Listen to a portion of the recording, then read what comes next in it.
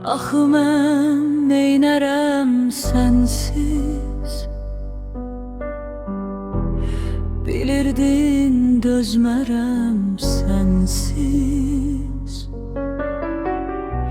Sevgimi sən bilə-bilə baxıb mənə gülə-gülə gətiribsən məni dilə.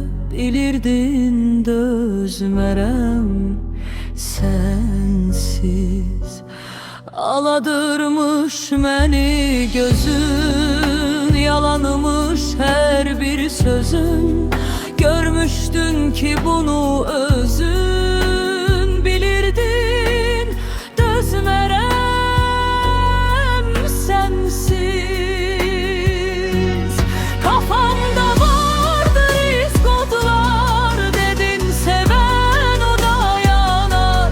Bu söz məni dərdə salar, bilirdin dözmərəm sənsiz.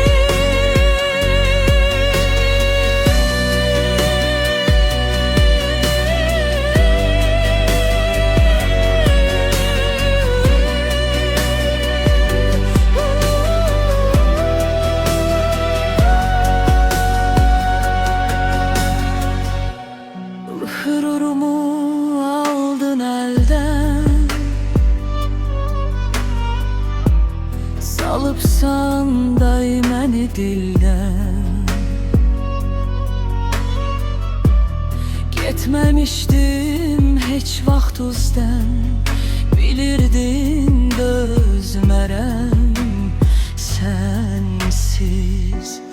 Gəlib gedən mənə baxır, sevgin coşub gözdən axır. Bu dağ məni yerə yıxır.